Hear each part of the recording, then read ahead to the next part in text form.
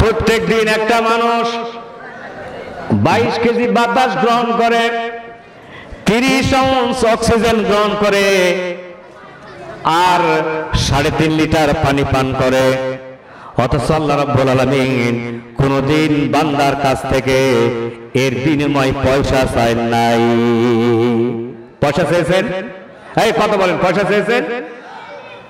Corona ভাইরাসের কারণে cylinder ব্যবহার করতে হয়। সিলিন্ডার, সিরিয়াস রোগীকে সিলিন্ডার দেওয়া হয়। একটা সিলিন্ডারে 12 কেজি অক্সিজেন থাকে। কত কেজি বললাম? 12 কেজি অক্সিজেন থাকে। দাম হচ্ছে 10,000 টাকা থেকে শুরু করে 25,000 টাকা দাম। চলে কতক্ষণ জানেন? 2.5 ঘন্টা থেকে 5 ঘন্টা চলে। 2.5 থেকে 5 ঘন্টা চলে। তা আমি হিসাব করে দেখলাম 2,500 25,000 দাম ধরলাম না, 15,000 ধরলাম না, সর্বনিম্ন দাম 10,000 টাকা। এই 10,000 টাকায় দামটা ধরলাম। আর 2.5 ঘন্টা না, 5 ঘন্টা না, আমি আর একটু বেশি করলাম, মনে করেন 6 ঘন্টা চলে। তাহলে 6 ঘন্টা যদি চলে আর একটা সিলিন্ডারের দাম যদি হয় 10,000 টাকা, তাহলে 24 ঘন্টায় কয়টা সিলিন্ডার লাগিচ্ছে? এই 4টা লাগছে। কয়টা লাগছে? 4টা সিলিন্ডার। 4টা সিলিন্ডারের দাম কত? 4 10 40। সুবহানাল্লাহ বলবেন না? বলেন আলহামদুলিল্লাহ। কাঁকড়া চিনেন আপনারা? কাঁকড়া, এই কাঁকড়া চিনেন আপনারা? রব্বানা মা খালাকতা হাযা বাতিলা সুবহানাকা ফাকিনা আযাবান নার। আল্লাহ কোনো কিছু খেল তামাশার জন্য তৈরি করে নাই।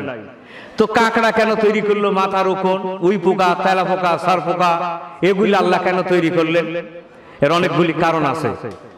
তো আমি কাঁকড়া সম্পর্কে পড়লাম, হোমিও ডাক্তারি বই পর্যন্ত পড়েছি আমি। সেখানে দেখলাম একটা কাঁকড়া, আপনি যে খাবার খান, জনমের মতন খাবার খান, টর্চ লাইট মারলে গরুর গোশত গলার ভিতর দেখা যায়। এখন যখন হজম হয় না, স্টমাক যখন টানতে পারে না, তখন ডাক্তারের কাছে গেলে এনজাইম দেয়। বুঝতে পারছেন? স্টমাকটা মজবুত করার জন্য, হজম করার জন্য। এই এনজাইম ওষুধটা যে তৈরি হয় তার মূল উপাদান হলো কাঁকড়া। মূল উপাদান কি? কাঁকড়া। ভারতের বিজ্ঞানীরা বলেছেন একটা কাঁকড়ার থেকে যে পরিমাণ এনজাইম নেওয়া হয় বা উৎপাদন হয় তার পরিমাণ হচ্ছে 1 তোলা। আর 1 তোলা এনজাইম ওষুধের দাম হলো ভারতের টাকা অনুযায়ী 7,500 টাকা। সুবহানাল্লাহ বলেন। তাহলে একটা কাঁকড়ার থেকে যে পরিমাণ এনজাইম পাওয়া যায় তার দাম হলো 7,500 টাকা। তাহলে একটা কাঁকড়ার দাম বিজ্ঞানীরা গবেষণা করে বের করলো কত? 7,500 টাকা। আর ওই কাঁকড়া মানুষকে চিকিৎসা সেবা দিচ্ছে। সুবহানাল্লাহ বলবেন না? তাহলে কোনো কিছু খেল তামাশার জন্য তৈরি করে নাই। তাহলে একটা কাঁকড়ার দাম যদি হয় 7,500 টাকা, কাঁকড়া ইন্ডিয়াতে আছে, বাংলাদেশে নাই। এই কথা বলেন, বাংলাদেশে নাই? চিলি আছে, আর্জেন্টিনা আছে, ব্রাজিল আছে, আমেরিকা আছে, কানাডা আছে, তারপরে অস্ট্রেলিয়া আছে, নিউজিল্যান্ড আছে।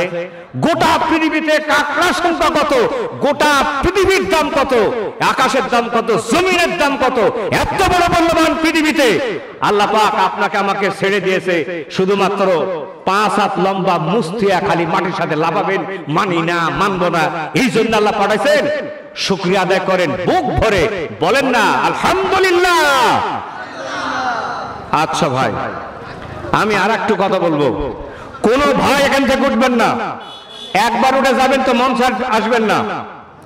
অনেক সহ্য করেছি আমরা, ঠিক না? সারা দিন যাচ্ছে, সারা বিকাল যাচ্ছে, এখন 10টায়, এই শীতের রাত, প্রায় 10টার ঘরে কিন্তু এখন রাত। আপনারা আসা যাওয়া করবেন, ডিস্টার্ব করবেন, আমরা বরদাস্ত করব না। কথা বুঝতে পারছেন? আমাদের হাতে অনেক কাজ। আমি আপনাদেরকে নিয়ে একটা রুটিন করতে চাই, আমার হাতে অনেকগুলি দায়িত্ব আছে। কথা বুঝতে পারছেন ভাই? এই যে আপনারা যারা আছেন সবগুলি কি আপনারা সামাজিক দূরত্ব বজায় রেখে বসছেন? আল্লাহর কোরআনে করোনা ভাইরাস ঢুকবে না।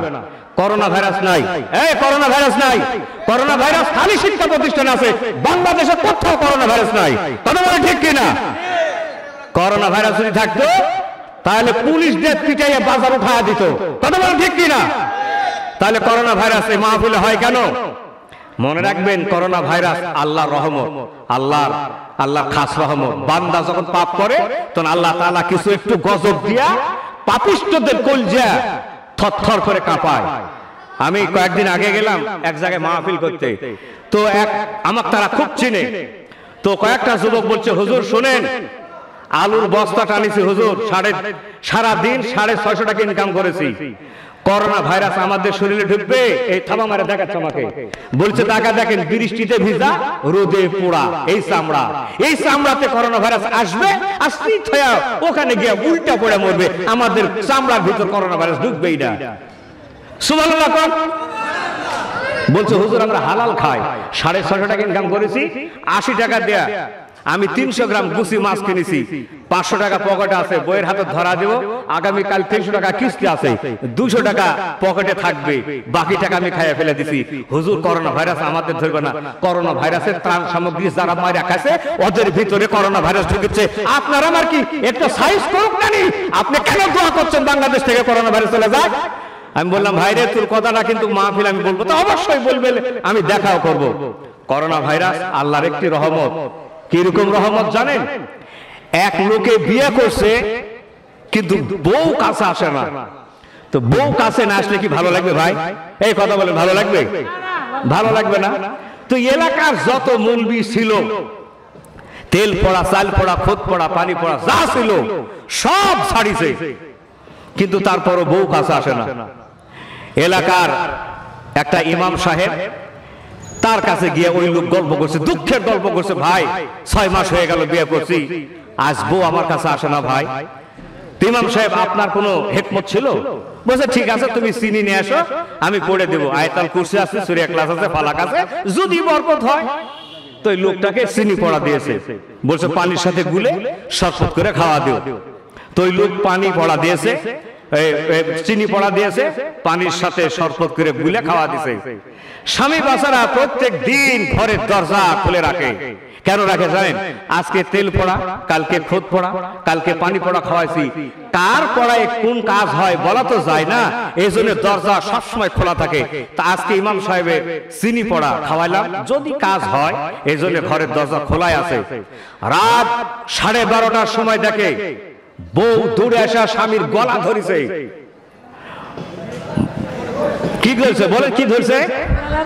গলা ধরেছে। তখন স্বামী বলেছে, হায় রে ইমাম সাহেব রে, হায় রে ইমাম সাহেব রে, আমার বাড়ির কাছে রে, এত চাল পড়া, তেল পড়া, খুদ পড়া, এত কিছু খাওয়ালাম, কাজ হলো না, আর বাড়ির কাছ থেকে ইমামের চিনি পড়া খাওয়ালাম, আর কাজ হয়ে গেল।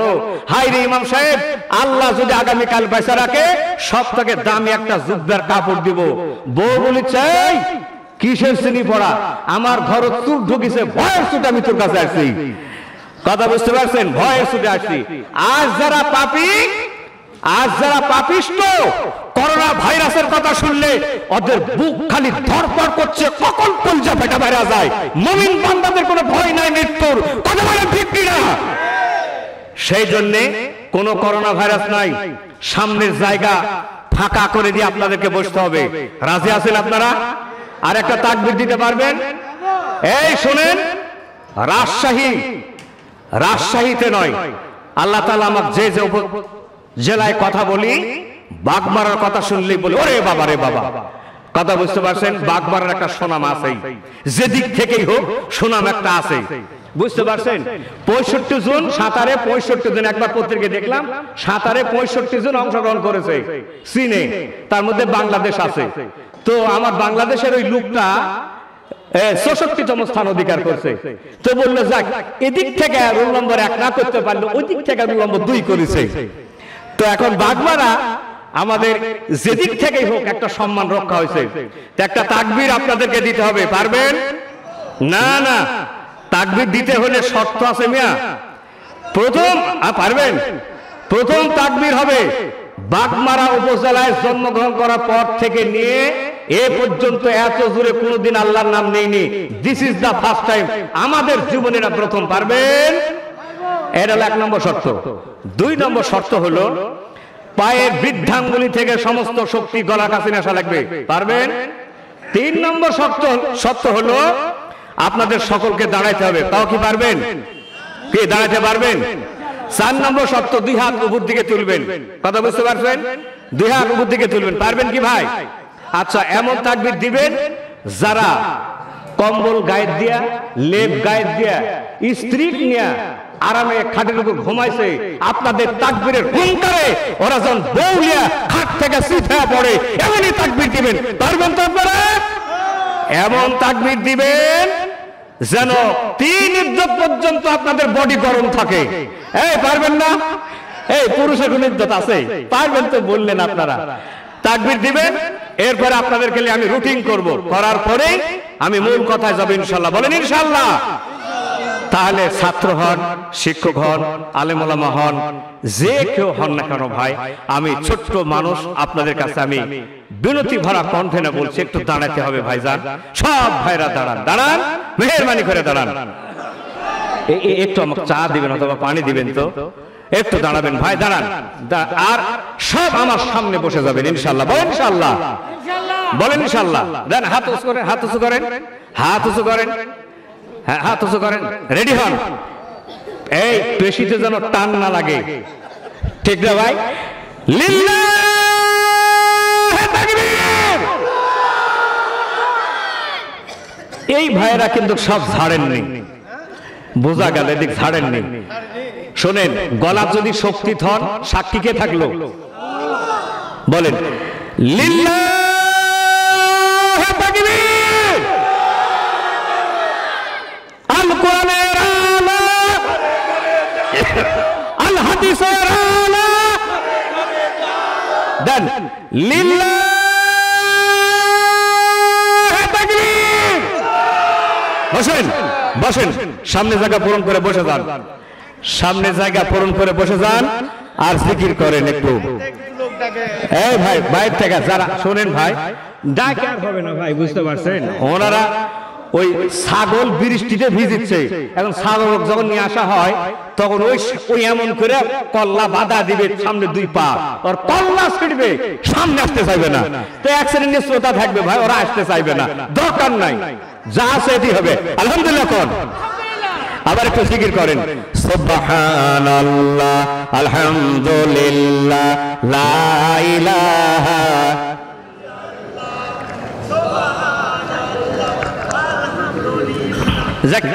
আপনাকে আমি জিপিএ 5 দিলাম, ওই যে বাবাজিকে ওই একটাই চালাচ্ছে, আর আপনাদের কারো তো মুখ নাই রে ভাই। হ্যাঁ, একটু জিকির করেন, সুবহানাল্লাহ, আলহামদুলিল্লাহ, লা ইলাহা।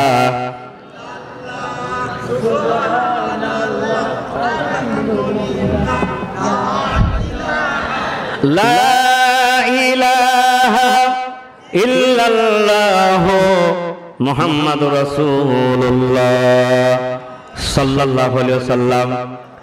আর আমি একটা রুটিন করে নিছি, আর একটা ওয়াদা নেব ভাই আপনাদের কাছ থেকে। একটা ওয়াদা করা লাগবে আপনাদের, আমাকে এবং প্রধান বক্তাকে রেখে আপনারা আপনাদের বইয়ের কাছে পালাবেন। কে কে হাত তোলেন তো ভাই? আমারও ফালা রেখে বইয়ের কাছে পালাবেন। কে কে হাত তোলেন? আলহামদুলিল্লাহ, পালাবেন না আপনারা? আলহামদুলিল্লাহ, আল্লাহ কবুল করুক, বলেন আমিন। আচ্ছা, প্রয়োজন তো কোনো বাধা মানে না, ঠিক না ভাই? যদি যেতে চান তাহলে আমার থেকে ছুটি নেওয়া যাবেন। তাহলে তো বলবেন হুজুর আপনি কি শ্যাট আসছেন? মৌলবীদের তো মানুষ খালি গালিয়া শান্তি ভাই। মৌলবীরা হলো ব্রয়লার মুরগি, ব্রয়লার মুরগি খালি দুর্নামও করবে, খাবারও চাবে না, আবার আত্মস্বজন আলে ব্রয়লার ছাড়া আর উপায়ও নাই। কথা বলে ঠিক না?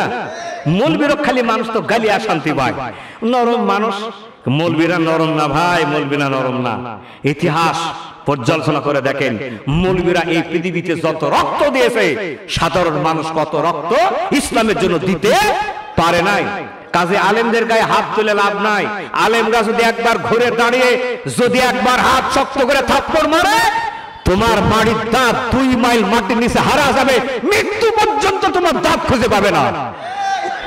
আলেমরা নরম নয়, তাহলে আপনারা যাবেন না। আচ্ছা ভাই, যদি যেতে চান, এই দেখেন, টাকা দেখেন, আমার কাছে অনেকগুলি সিঁড়ি পাইছে।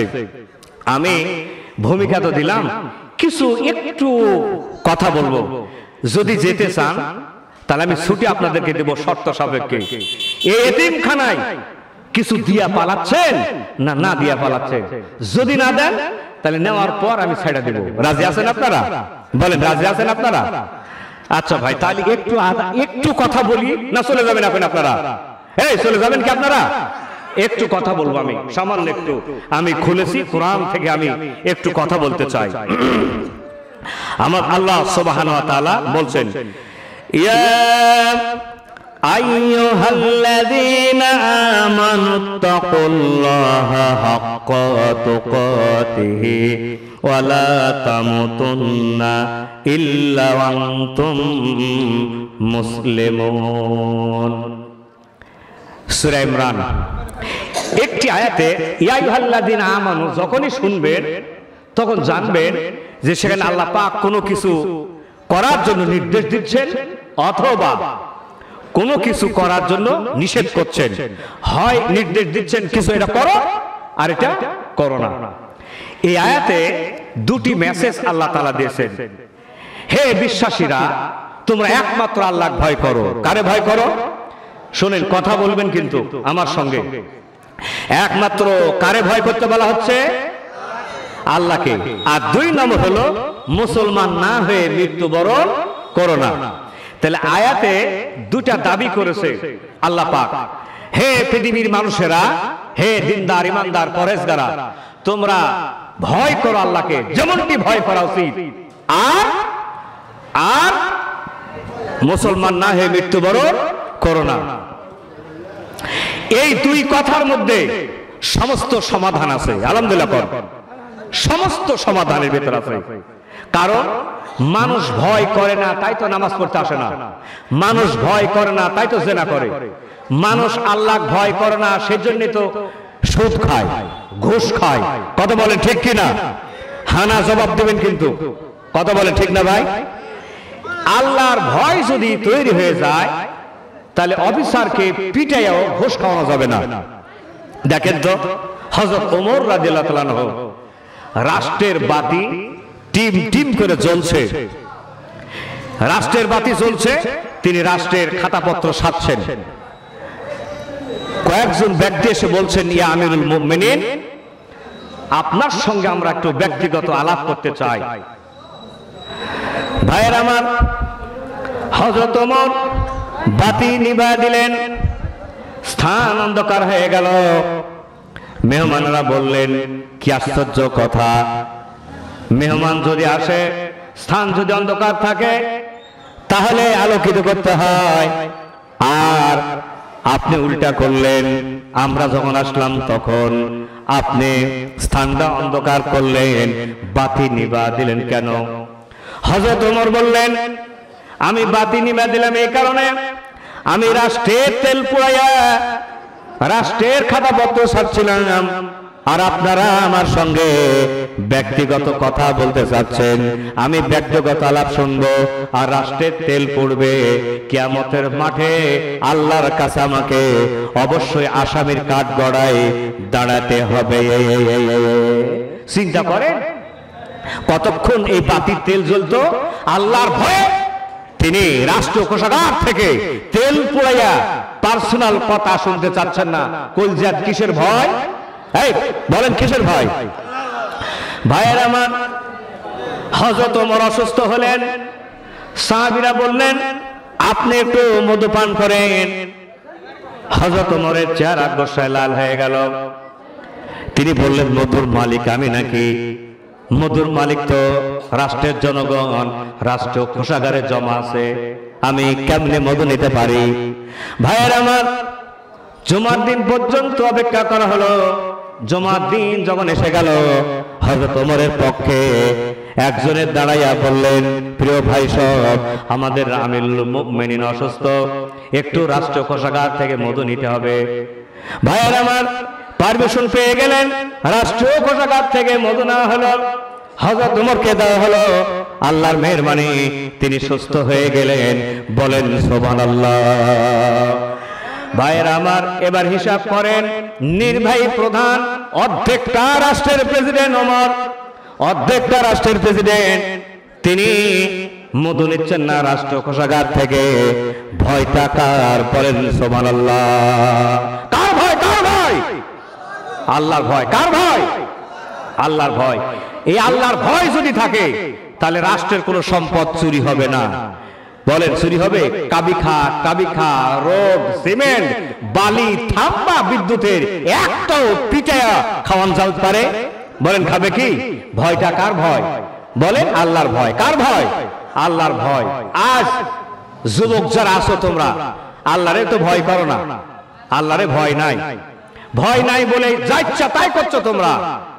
দেখো তো মুসা আলাইহিস সালাম, সুবহানাল্লাহ কোন মুসা আলাইহিস সালাম গ্রেফতারি পরোয়ানা এড়ানোর জন্য মিশর থেকে মাদানে গেলেন।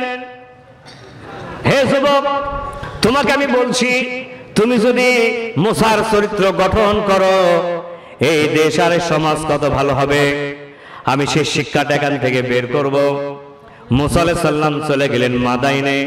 মাদানে এসে দেখেন চারণ ভূমিতে কিছু সংখ্যক লোকেরা ছাগল চড়াচ্ছে। এরপরে কুয়া থেকে পানি তুলে ছাগল পানি পান করাচ্ছে। ভাইয়েরা আমার, দুইজন যুবতী মেয়ে ছাগলের পাল নিয়ে দাঁড়ায় আছে। হযরতে মুসা আলাইহিস সালাম তিনি ক্লান্ত শান্ত, কোথায় মিশর, কোথায় মাদাইন, তিনি বড় ক্ষুধার্ত, বড় কষ্ট আছেন। ভাইয়েরা আমার, তিনি যুবতী মেয়ের কাছে গিয়া বললেন, আপনারা এখানে দাঁড়িয়ে আছেন কেন? বুঝতে পারলাম না। মেয়ে দুটি বলছে, পুরুষের ভিড়ে আমরা কুয়ার কাছে যেতে পারি নাই।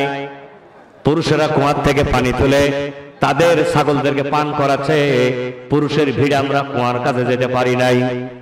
ভাইয়েরা আমার, ওই পুরুষেরা কুয়ার থেকে পানি তুলে বিশাল এক ঢাকনা কুয়ার মুখের উপর চাপা দিয়া পুরুষেরা চলে গেছে। হযরত মুসা আলাইহিস সালাম ঢাকনাটা তুললেন আর পানি উঠালেন, মেয়েদের ছাগলদেরকে পানি পান করালেন। এরপরে মেয়ে দুটি বাসায় চলে গেল। বাবা জিজ্ঞাসা করলেন, বললেন, মা রে, তোমরা তো প্রত্যেকদিন এত আগে ছাগল নিয়ে বাসায় ফেরো না, আজকে কেন তুমি এত আগে ছাগল নিয়ে ফিরলে? মেয়েরা বলল, আব্বাজান, একটা যুবক এইভাবে কুয়ার থেকে পানি তুলে পান করাইছে বিধায় আমরা একটু আসার সুযোগ পেয়েছি। ভাইয়েরা আমার, বাবা সঙ্গে সঙ্গে বললেন, মা রে, ওই যুবক কোথায়? যাও তো একটু নিয়ে আসো। ভাইয়েরা আমার, যিনি প্রেরণ করলেন ওই বাপ আর কেউ নন, তিনি হচ্ছেন হযরতে শুআয়ব আলাইহিস সালাম, আর একজন নবী। বলেন সুবহানাল্লাহ।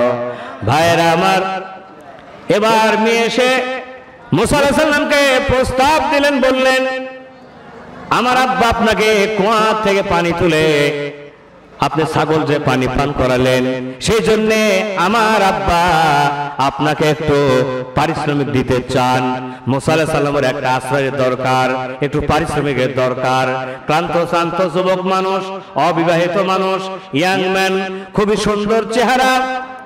ভাইয়ের আমার, মেয়ে যখন এই প্রস্তাব দিয়েছে, মুসা আলাইহিস সালাম বললেন, আমি তো আপনাদের বাসা চিনি না, একটা শর্ত সাপেক্ষে আপনার বাসায় আমি যেতে পারি।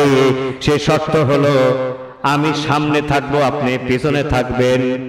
কারণ এটাই হলো সুন্নাত। আমি পুরুষ মানুষ, আমি সামনে থাকবো আর আপনি পিছনে থাকবেন। আমি যদি আপনাদের যেহেতু বাসা চিনি না, বাড়ি ঘর চিনি না, রাস্তা যদি ভুল করি তাহলে সঠিক যেদিক হবে সেই দিকে তুমি ঢেল ছুঁড়ে মারো বা পাথর ছুঁড়ে মেরো, আমি বুঝে নিব আমাকে ওই দিকে যেতে হবে। সুবহানাল্লাহ কোন? উনি সামনে গেলেন না, মেয়েকে সামনে দিলেন না। কারণ মেয়েকে সামনে দিলে মেয়ের সিনা কত, পাছা কত, মোটা কত, রং কিরকম, চোখ যাবে কি যাবে না, কথা বলেন। এত আস্তে বলছেন কেন ভাই কথা? এই যাবে না ভাই, যাবে না। আর সুন্নাত নিয়ম, আর রিজালু কাওয়ামুন আলান নিসা, নারীর শাসক হবে পুরুষেরা। এটা আল্লাহর ভাষা। কার ভাষা? এই আওয়াজ করে বলেন, কার ভাষা? নারীর শাসক কে হবে? বলে পুরুষেরা। নারী শাসক হবে কারা? বর্তমান এখন নারী শাসন করছে না পুরুষেরা করছে? আমরা পিছনে না সামনে আছি? আমরা আছি কোথায়? পিছনে। মনে রাখবেন, মানুষ বাদ দিলে পৃথিবীর প্রত্যেকটি প্রাণী তার মেয়ের পিছনে থাকে। মানুষ এখন চিন্তা করে দেখলো যে সব প্রাণী যখন মেয়েদের পিছনে, ঘোড়া, গরু, হাঁস, মুরগি, ছাগল যখন সবগুলি মেয়েদের পিছনে, তখন আমরা আশরাফুল মাখলুকাত সৃষ্টির সেরা জীব হয়ে আমরা কেন মেয়েদের সামনে থাকবো? আমরাও পিছনে থেকে বাক বাকরুম করছি। কথা বলে ঠিক কিনা? মুসা আলাইহিস সালামের চরিত্র যদি এই যুবকেরা, তোমরা যদি যারা রাজশাহী বিশ্ববিদ্যালয়ে পড়ো, বুয়েট, খুয়েট, রুয়েট, চুয়েটে পড়ো, পলিটেকনিক্যালে পড়ো, তোমরা যদি মুসার চরিত্র, ইউসুফ আলাইহিস সালামের চরিত্র, ইউসুফ আলাইহিস সালামকে জুলেখা কুচরিতার্থ করার জন্য প্রস্তাব দিয়েছে। মুসা আলাইহিস সালাম ওই সময় শুধুমাত্র একমাত্র কেবলমাত্র আল্লাহ ভয় করে তার মধ্যে দরজাতে, যুবক তুমি যদি মুসার চরিত্র, তুমি যদি এই ইউসুফ আলাইহিস সালামের চরিত্র গ্রহণ করতে, তাহলে এত ইফটিজিং হতো না। কি বলেন হতো? কে বলেন হয়তো? আরে আমাদের ছেলেরা যদি একবার রাজশাহী কলেজে চান্স পায়, ওরে বাপরে, ওর দুই বাহুর ঝোকানিতে রাস্তার মানুষেরা কায়ত হয়ে সিট হয়ে পড়ে অহংকারের ঠেলায়। কথা বলে ঠিক না? চতুর্দিকে চুল, এখানে তালপট্টি ডিপ বানাইছে, দেখছেন না ভাই? তারপরে সিপগুলি চাইছে এই পর্যন্ত রাখলো, মাঝখানে দেখলাম এই পর্যন্ত চাইছে রাখিছে। এখন আবার করছে কি জানেন? দাড়ি সব চাইছে এখানে টিকি মার্কা দাড়ি রাখিছে, ছেলে চেহারা বিলাতি কুত্তার মতন। ঠিক বলেন? কথা বলে ঠিক কিনা? দেখছেন না এরকম? আবার এমন প্যান্ট পরে, এত টাইট প্যান্ট পরে, সেই প্যান্ট আবার ছিড়া। আমার ভাতিজা গার্মেন্টসের দোকান আছে কেশরহাটে, তা আমি বসে আছি, কয়েকটা খরিদ্দার আসলো, আসার পরে ও ইতস্ত করছে, মানে ওরা যেখান থেকে আসছে হাই স্কুল মাঠে আমি তাফসীর মাহফিল করেছি, তো চাইতে শরম করছে। তো যাই আমার ভাতিজা প্যান্ট বার করে দিল, আমি ভাতিজা ঠোকাচ্ছি, ছিড়া প্যান্ট বার করে দিছিস, ভালো প্যান্ট বার করে দে। বলছে চাচা বুঝবেন না। আমি বুঝবো না, তুই বুঝবি কে? তুই তো 8 পর্যন্ত লেখাপড়া করছিস, আমি বুঝবো না তো তুই বুঝবো? তো বলছে চাচা ওটাই চললে, এখানে ছিড়া, এখানে ছিড়া। কথা বলেন ঠিক না? কথা বলেন ঠিক কিনা? এমন প্যান্ট পরে মনে হয় ঠ্যাং দিয়ে সেলাই করে, ওর ভিতরে যদি মশা মাছি ঢুকে আর জীবিত ফেরত আসে না। কথা বলেন ঠিক কিনা? আর আমি মহিলা প্রতিষ্ঠানে চাকরি করি, কিন্তু মহিলা প্রতিষ্ঠানে এই সব জায়গা সাইকেল, মোটরসাইকেল ঠিক থাকবে ভাই। আমার ওই মাদ্রাসার গেটের সামনে গেলে ওর সাইকেল আঁকা বাঁকা, ওর গলা এত খারাপ, ওর গলার গান শুনলে কুত্তা পর্যন্ত বমন করে, তারপরও গান বলবে। তো মেয়ের আবার একটা স্মার্ট ছেলে পছন্দ করে, তো স্মার্ট হবে কেমন করে? ও তো এই ফেসবুক টিপে পেটটা বানাচ্ছে তরমুজ, পাটাসা বানাচ্ছে এরকম, গলা চিকন, যদি পুলিশের তাবড়ান মানে 1 মিনিট দৌড়াতে পারবে না, 10 সেকেন্ড দৌড়াতে সিট হয়ে পড়বে রাস্তা। কথা বলে ঠিক না? আর বডির ফিটনেস আপনাদের দেখেন দিনই কত মজবুত। কথা বলে ঠিক কিনা? ভাই সব ওরা করে কি স্মার্ট হওয়া লাগবে, তো সেই জন্য স্মার্ট হওয়ার জন্য করছে কি জানেন? ওর পায়ের দিকে যদি তাকান মনে হবে জুতা পরে নাই, ট্রাক্টরের টায়ার পরে আছে। এই কথা বলে ঠিক কিনা? কথা বলে ঠিক কিনা? ভয় কার নাই? আল্লাহর ভয় নাই। আল্লাহর ভয় যদি থাকতো, তাহলে আল্লাহর ভয় থাকলে টেলিভিশনে ফেয়ার অ্যান্ড লাভলি দিয়া, বগলত রেক্সোনা দিয়া বগল ছাড়িয়া দেখাচ্ছে। কথা বলে ঠিক কিনা? মুসলমানের দেশ যদি হইতো এই সমস্ত রেক্সোনা, ভ্যাকসিন, তারপরে কি বেবিলেশন ইত্যাদি দিয়া চেহারার অর্ধলম্ব হইয়া টেলিভিশনে পর্দা আসতে পারতো না। কথা বলে ঠিক কিনা? আমরা মুসলমান হয়ে গেছি ধোড়া সাপ, গোকরা সাপের পোকল হন। ধোড়া সাপ যদি 50 হাত লম্বা হয় মানুষ ভয় পায় না, গোকরা সাপের পোকল যদি 1 ফিট লম্বা হয় ভয়ের ছুটে মানুষ দিল্লি পর্যন্ত দৌড়ায়। কথা বলে ঠিক কিনা? আজ মেয়েরা আল্লাহর ভয় নাই, সেজন্য মেয়েরা নামছে কোথায়? ইসলাম নারীক দিল কি, আর সমাজ ব্যবস্থা নারীক দিল কি? অবাক হয়ে যাবেন। আল্লাহর নবী গারে হিরার গায়ে বসা, নবীজির সঙ্গে কথা হচ্ছে রিসালাত নিয়ে, জিবরিল আমিনের সঙ্গে কথা হচ্ছে, রিসালাত নিয়ে কথা হচ্ছে, তাওহীদ নিয়ে কথা হচ্ছে। সেই সময় মা খাদিজা খাদ্য নিয়ে আল্লাহ নবীর কাছে যখন গেলেন, জিবরিল আমিনও চলে গেলেন। মা খাদিজা যখন বহু কষ্ট করে গারে হিরার গুহায় যখন পৌঁছে গেলেন, আল্লাহ নবী খাদিজাকে বললেন, খাদিজা তুমি আমার কাছে গিয়ে আসো, তোমার জন্য দারুণ সুখবর আছে। মা খাদিজা আল্লাহ নবীর কাছে যখন এগিয়ে গেলেন, তখন আল্লাহ নবী বললেন, খাদিজা তুমি আসার আগ মুহূর্ত পর্যন্ত আমার কাছে জিবরাইল আমিন বসা ছিলেন। যাওয়ার সময় জিবরাইল আমিন বলে গেলেন, আল্লাহ পাক তোমাকে সালাম জানিয়েছেন, বলেন সুবহানাল্লাহ। মা খাদিজা কেঁদে ফেলে দিলেন, বললেন, ইয়া রাসূলুল্লাহ, নারী জন্ম সার্থক, নারী জন্ম সার্থক, ইয়া রাসূলুল্লাহ, আল্লাহ আমাকে সালাম জানিয়েছেন। নবীজি বললেন, ও খাদিজা, শুধু আল্লাহ তোমাকে সালাম জানান নাই, যাওয়ার সময়ও জিবরাইল আমিন আমাকে সালাম জানা দিয়েছে, আমি যেন তোমাকে সালাম পৌঁছা দিই, বলেন সুবহানাল্লাহ। ভাইয়েরা আমার, আপনাদের বিবেকের কাছে আমি আপিল করছি, যে নারীকে আল্লাহ সালাম দিয়া মায়ের জাতকে সম্মানিত করে, যেই নারী জাতিকে জিবরাইল আমিন সালাম দিয়া মায়ের সম্মান, নারী জাতির সম্মানকে বাড়ায়া দিল, সেই নারী জাতিকে সমাজ ব্যবস্থা বলেছে, হে নারী জাতি, তোর মাথার উপর থাকবে একটা মাটি কাটার ডালি, হাতে থাকবে একটা কোদাল, রাস্তার গর্ত ভরাট করবে, কয়েক কোদাল মাটি ফেলার পর বসে থেকে মাথার উকুন তুলবি, উকুন যদি না থাকে মাথার পাকা চুল তুলবি। এই কথা বলেন ঠিক কিনা? আজ মেয়ের গর্ত নামাইছে, রাস্তায় রাস্তায় মেয়ের আজকে মাটি কাটে, ভয়টা আল্লাহর নাই, কিসের নাই? আমি রাস্তা দিয়ে যাইতে গিয়া মা বোনদের সঙ্গে কথা বলেছি, ওরে বাপরে, মা বোনেরা বলছে, আপনি একটু শাড়ি কিনে দিবেন নি? না, একটাই দিবেন, দুইটা তার দিবেন না, একটু মাছ তরকারি কিনে দিবেন। আমি কিছু হাদিস ওনাদেরকে দাঁড়াইয়া শোনালাম, মারে যদি হাদিসগুলি শুনতে আল্লাহর ভয় কি জিনিস, আহারে শুনেন দু একটা বলে, এ দেখেন আমাকে স্লিপ দেওয়া হয়েছে অলরেডি, এই দেখেন কি করিতে হইবে বলুন তো ভাই, বলেন বলেন কি করিতে হইবে? আচ্ছা আমি যাব সেই দিকে। ভাইয়ের আমার, বিশ্ব নবীর কলিজার টুকরা মা ফাতেমা সই বর্ণনা, একটি কাপড় পরে আছেন, সেই কাপড়ে মাত্র 13 জায়গায় পট্টি দেওয়া আছে। কয় জায়গায় পট্টি দেওয়া আছে?